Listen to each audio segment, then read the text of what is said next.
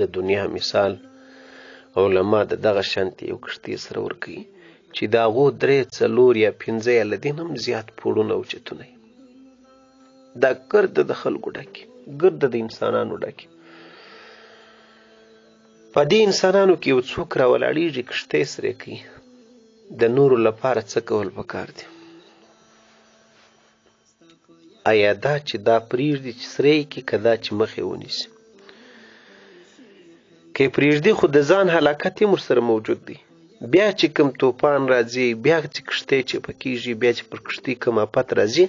په هغه کې به ټول سره شریک وي که به در هغه سرې همغه 2 دانې ورلګېږي چې کومو 2 سره یې کړې ده څنګه کیسه ده عزیزانو علما فرمایي همدغه دنیا دقه شانتې د کښتۍ حیثیت لري په دې کې ګناه کول د دې کښتۍ تباه کول دي اوس د مړو تاسو لپاره څه کول پکار دي آیا په دې د سړي غاړې خلاصېږي چې بس زه خو یې نه کوم یا د اسلام د مبارک او سپېڅلي دین د احکامو څخه د حقوقو څخه یو حق دا دی چې خپله به هم ښه کوې او تر خپله وسه پورې به بل هم ښو ته هڅوې او خپله به هم بد نه کوې او تر خپله وسه پورې د امکان تر بریده پورې به ته بل هم د بدون راګرځوې وتواصوا بالحق وتواصوا بالصبر دغه آیت څه معنا ده همدارنګه الله پاک فرمایي ما تاسو خیر امت پیدا کړي یاست د دې لپاره چې تاسو خلک نورم په ښو دعوت کړي له بدو څخه تاسو یو بل سره منع کړي که د انسان وس رسیږي لکه د وخت د حکومت او دغه رنګه د کور د مشر د انسان وس رسیږي او هغه یو بدي نه منع کوي هغه دغه شانتې ګناهګار دی لکه څنګه چې هغه انسان په اخته یې په ګناه باندې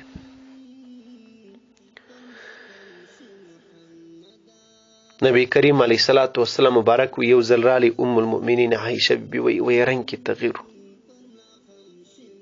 زه په پوه شوم غږ او خبرې هم د چا سره نه دي کړې ولاړې مسجد نبوي له وایي زه رالم د دې کوټه هلته مسجد نبوي ته جندې وه په هغه کې مې غوږ ورته ونیوی چې ته وده یا رسول الله مبارک څه وایي صحابو ته څه نه وایي حکم راغلی دی ولې رسول الله داسې و وایي نبي کریم علیه السلام صحابه راټول کړل او ورته ویې ویل چې صحابو که چېرته تاسو دا کار پرېښوئ امر بالمعروف او نهي عن المنکر یو څوک مې په ښو نه امر کوي او له بدو نه مې نه راګرځوئ نو یاد وساتئ تاسو به د الله نه دعاوې غواړئ الله به نه قبلوي یاد وساتئ د دشمن په مقابل کې به مرسته او امداد د خدای نه غواړئ الله به مرسته او امداد نه کوي نو ګرانو عزتمندو درنو مسلمانانو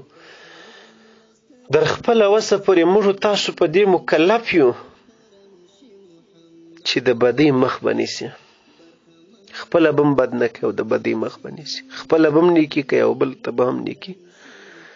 توصیه او حکم به ورته کوي تاسو په دې کې څه وایست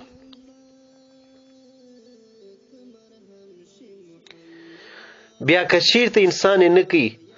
یو خو اول انسان په ګناه کې ورسره اخته کېږي د بدۍ د منع کولو 3 پړاو 3 درجې دي که ستا په وسه پراوه در باندې لازمه ده ستا غاړې بندې دي چې ته یې بند نه کړې لکه ستا اولاد دي ستا بچیان دي ستا کور دي ستا ټبر او خاندان دي په وسه دي پره ده که دې په وسه نه وه پره په خوله باندې که دې په خوله په وسه نه وه پره نو صاحب مانه دریم اخرنی او غذایی په ایمان او کمزوري حال دغه دی چې بیا به د خیر سره ته دا کار پرېږدي او په زړه کې به بد او نفرت که دا هم دې د لاسه ورکړي لکه نن زموږ ستاسو په ټولنه کې د ګناهو د نافرمانۍ او د نورو آفتو په باب دا شی عامیږي نو اخر ته ایمان انسان علما فرمایي د لاسه ورکوي نو چې دا هم در کې پاته نه سو چې ته په زړه باندې بد جن وکړې نو بیا چې در کې پاته سو هغه ایمان چې شو هغه اسلام بیا چې دی نو ګرانو عزتمند ورونو که موږ تاسو د دې په مقابل کې ونه درېږو موږ تاسو خپل کوشش ونه کړو نن تاسو آفتونه او ګرانۍ او مشکلات ستړي ناجوړۍ او پریشانۍ زلزلې نور هر څه تاسو په سترګو وینئ چې زیادت پکې راځي که کمبود پکې راځي لکه څنګه چې په ګناهو کې زیادت دی دغه شانتې ورپسې چې نور آفتونه ورپسې دي هغه ته ولې پام نه کېږي